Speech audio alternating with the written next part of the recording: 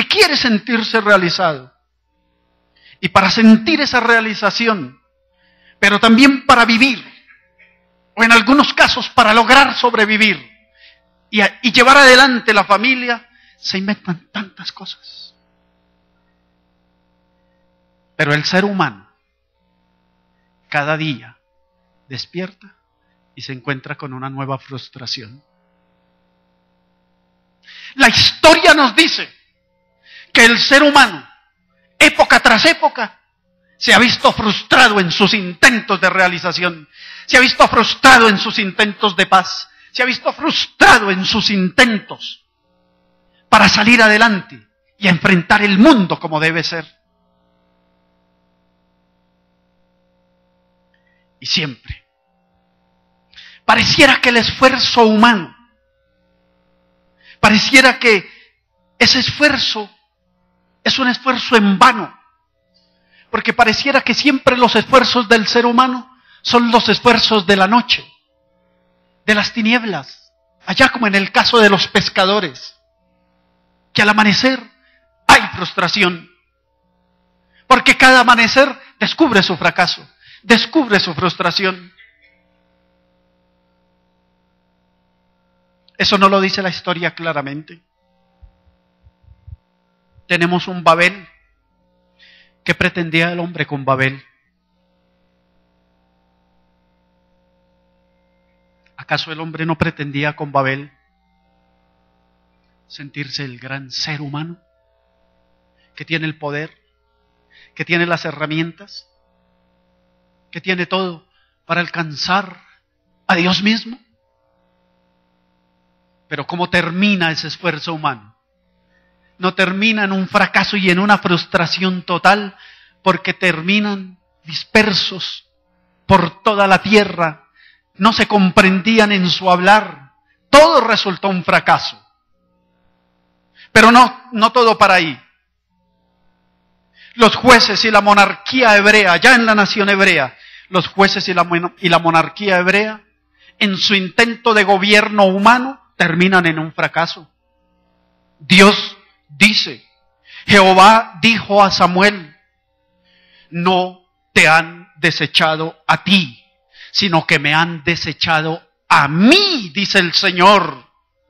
A mí me han desechado para que no gobierne sobre ellos.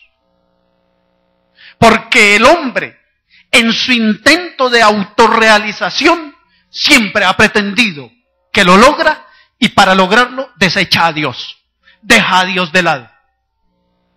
Y eso le pasó a la nación hebrea. ¿Y cuál fue el resultado de la nación hebrea? Pretendiendo dejar a Dios a un lado. Fracaso rotundo. Porque por más reyes buenos que tuvieron, como un David, como un Salomón, finalmente la nación se fue al fracaso. Y muestra de ese fracaso el cautiverio a que son conducidos. Y el cautiverio, eso sí que representó un fracaso total de una religiosidad ritual vacía. Eso sí que resultó patético de la injusticia del ser humano, porque son conducidos allá por el pecado, porque olvidaron a Dios, porque se alejaron de Dios, pero porque fueron injustos con su prójimo. Y eso sí representó definitivamente un fracaso estruendoso para la nación hebrea. Claro, siempre que se ignore a Dios, todo va a resultar en un fracaso. Pero no solamente eso. Ahora mismo estamos enfrentando el fracaso de la ciencia y de la tecnología. Ahora mismo. ¿Qué han podido hacer los científicos y los técnicos para lograr controlar allá en el Japón estas bases nucleares? ¿Qué han hecho para lograr controlar esos reactores nucleares? ¿Qué han podido hacer? No han podido hacer nada. Porque la tecnología, eso es lo más evidente del esfuerzo humano. Pero ahí queda demostrado que el esfuerzo humano es un fracaso, porque ante la crisis no tiene una respuesta, no tiene una solución. Y el mismo Japón y las naciones alrededor, ahora mismo, están temiendo, y hay un miedo en el mundo, porque de pronto vuelve a suceder algo parecido a Chernobyl, allá en Rusia. Y eso sí que será crítico para el ser humano, porque si sucede algo así, ya sabemos la experiencia de Rusia, de Chernobyl. Pasarán 200 años, y esa tierra, alrededor de 30 kilómetros a la redonda, esa tierra en 200 años no producirá nada, será tierra estéril. Porque el hombre en su intento de gloria es víctima de su propio invento. Y es incapaz de controlar lo que él mismo inventa. Porque siempre que el hombre intente alejarse de Dios, va a ser víctima de sí mismo, de sus inventos, de sus caminos. Porque el hombre pretende que va caminando por caminos de vida, pero su fin es fin de muerte. Eso sí que queda demostrado ahora en el Japón. Queda demostrado que los esfuerzos humanos por gobernarse son un rotundo fracaso. Ahí tenemos lo de Egipto. 39 años de dictadura. Pero finalmente el mismo pueblo rechaza a su gobernante. Porque los sistemas políticos, los sistemas de gobierno humanos, siempre, por buenos que sean, por democráticos que sean, siempre en el fondo van a ser un fracaso, porque el único gobierno genuino en el corazón del ser humano y el único gobierno veraz y verdadero para el ser humano es el gobierno de Dios en el corazón del ser humano. Es el gobierno de Cristo, del que murió en la cruz del Calvario, gobernando la mente y el corazón de los hombres. Ese es el gobierno verdadero.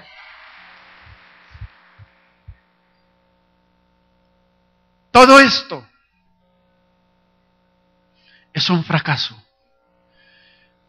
Pero Pedro reacciona y dice, Señor, pero en tu nombre echaremos la red. Pero en tu palabra arrojaremos la red de nuevo. Lo que Pedro está diciendo es, pero Señor, si tú lo dices, si tú estás a nuestro lado, vale la pena hacer otro intento. Vale la pena hacer otro esfuerzo. Pero ese esfuerzo ya no es el esfuerzo humano. Ese esfuerzo es un esfuerzo sustentado por la palabra de Dios. Es un esfuerzo alimentado por la misma presencia de Dios. Y arrojaron las redes. ¿Y cuál fue el resultado? El resultado es que viene lo que llamamos como la pesca milagrosa. Que era tanta la cantidad de peces, tanta, que no podían. Una sola embarcación no podía. Llamaron a sus compañeros, llamaron a Juan, llamaron a Jacobo. Vengan, ayúdenos.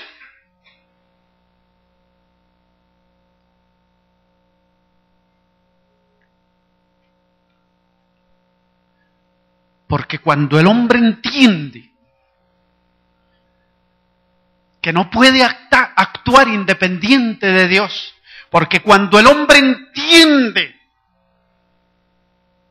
y encarna el hecho de que su vida es una vida que depende de Dios, que su vida es una vida que solamente le pertenece a Dios y que hallará sentido en Dios y no en ninguna otra cosa, entonces el hombre actúa en nombre de Dios.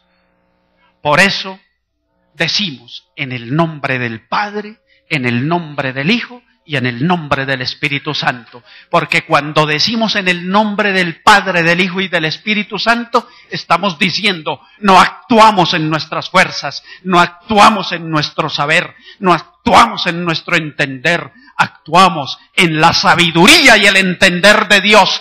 Y esa sabiduría y entender de Dios no es más que la cruz de Jesucristo, porque esa sí es verdadera sabiduría. Sabiduría que enloquece a los sabios y sabiduría que hace tropezar a cuantos otros que creen que la sabiduría es terrenal. Pero la verdadera sabiduría es esa sabiduría que se demostró en la cruz del Calvario. Sabiduría que salva, sabiduría que redime, sabiduría que restaura, sabiduría que genera una pesca milagrosa y sabiduría que es capaz de darle al hombre un nuevo sentido de vida.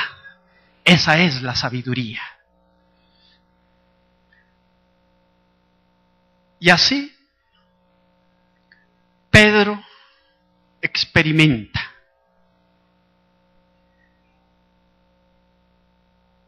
el milagro de Dios cuando echó la red en el nombre de Jesucristo.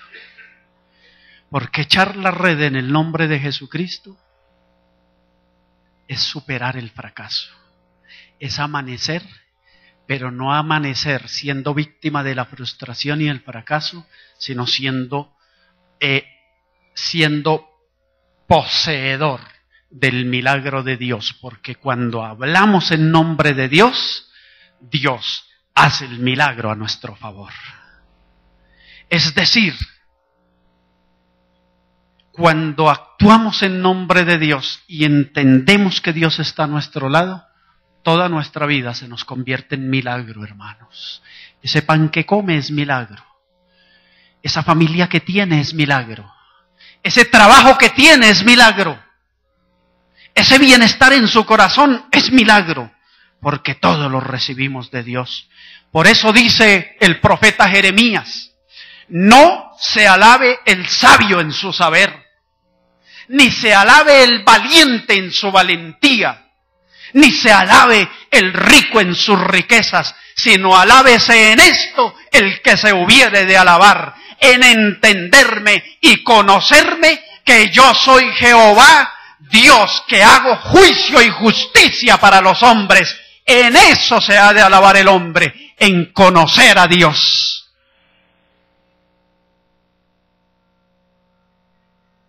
Y finalmente, cuando Pedro ve el milagro, como que cae en cuenta, despierta en el momento, quedó sorprendido por la multitud, por los miles de peces. Pero después reacciona y dice: ¿qué está pasando? Esto es asombroso, esto no es de hombres, esto es de Dios. Y cuando reacciona, claro, es que actué en el nombre de Cristo, en su nombre eché la red. ¿Qué es lo único que puede hacer Pedro?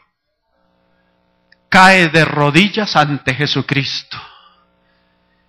Y caer de rodillas para un judío, caer de rodillas ante otro hombre, es porque reconoce que ese que está al frente no es simplemente un hombre, porque un judío no se postra ante un hombre, un judío se postra ante Dios solamente. ¿Y qué quiero decir con esto? Lo que quiero decir es que esto nos amarra con el tema que estamos manejando este mes. Que Pedro, al postrarse, porque noten la declaración de Pedro, ahí lo dice, y Pedro, cayendo de rodillas ante Jesús, dijo: apártate de mí, Señor. ¿Y qué es eso de reconocerle como Señor? ¿Y qué es eso de estar postrado ante el Señor? Sino un acto de genuina adoración, sino un acto que reconoce en Dios el verdadero sustento de la vida, y que por eso Jesucristo merece que se postren delante de Él, que se le adore y que se le reconozca como Señor de señores y como Rey de reyes. Eso es adoración. En el fondo, ¿qué les estoy diciendo? Que la adoración es cotidiana, que la adoración no es solamente cuando venimos a este lugar. Que la adoración es una adoración que debemos brindársela allá en casa, cuando trabajamos, cuando estamos en familia, cuando estamos en la oficina, cuando usted joven va a la universidad, cuando usted está en el colegio, que en todo lo que se hace debe ser un acto de adoración, porque ese acto de adoración lo que está diciendo es que Dios sustenta toda nuestra vida. Y por eso la adoración no debemos limitarla a ciertos espacios, sino que toda su vida, 24 horas, aun cuando duerme, usted debe estar durmiendo para adorar a Dios. Porque en paz me acostaré y asimismo dormiré, porque tú, Jehová, estás conmigo, sustentas mi sueño. Hasta su sueño debe ser un acto de adoración. No debemos dormir por dormir. Debemos dormir, sí, plácidamente, pero entendiendo que aún en ese momento de aparente inconsciencia, dormimos para la gloria y para la honra de Jesucristo. Y finalmente, Pedro dice, apártate de mí, Señor, porque soy un hombre pecador. ¡Ay! Ahí sí que nos dio en el clavo, Pedro. Ahí sí que nos descubre el genuino problema del ser humano, porque Pedro se descubre pecador ante Dios. Pedro se entiende pecador ante Jesucristo, ante santo milagro. Y pues eso sí que nos dice realmente cuál es el verdadero problema del ser humano. Que el verdadero problema del ser humano no es que tenga muchos caminos por el cual escoger, no es que tenga muchos mensajes para escuchar. El verdadero problema del ser humano, lo está diciendo ahí Pedro, es el problema del corazón y es el problema en el que el hombre ha pecado contra Dios. El problema es que todos hemos pecado y que por cuanto todos hemos pecado, estamos destituidos de la gloria de Dios. Miró Dios desde los cielos hacia la tierra a ver si encontraba algún justo, a alguien que hiciese el bien, y no halló ni siquiera uno.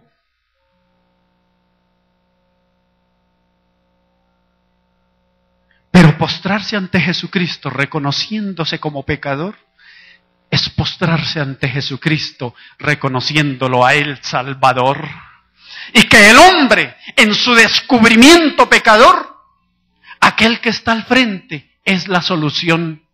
Y que el hombre entienda que ese que murió en la cruz es su esperanza, es su salvación, es su redención, es su ayuda, es su sustento. Y que solamente Él puede proporcionar esa salvación, no el hombre mismo. Todo esfuerzo humano es fracaso y mucho más.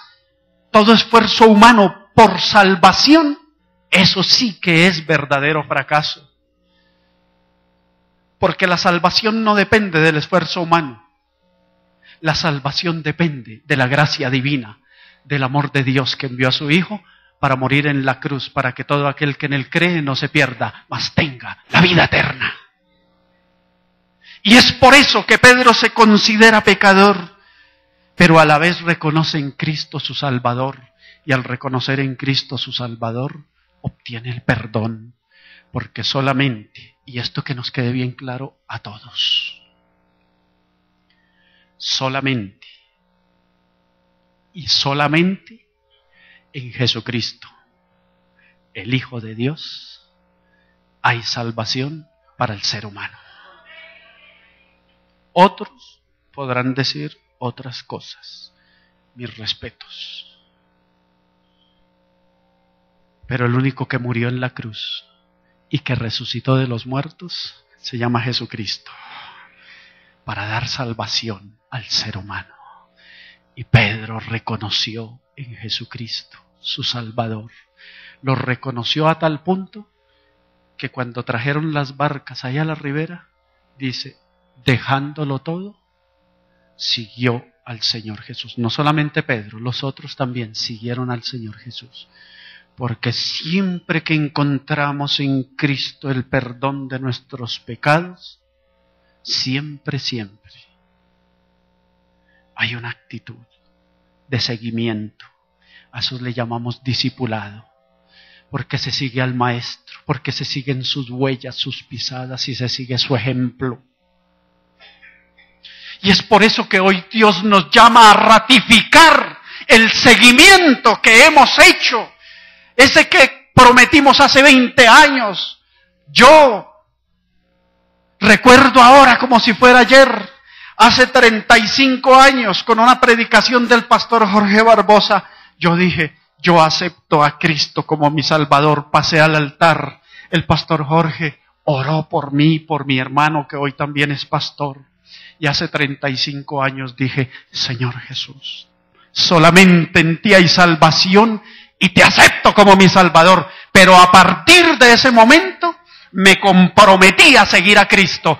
Y han pasado 35 años en los que han sido 35 extraordinarios años de vida, porque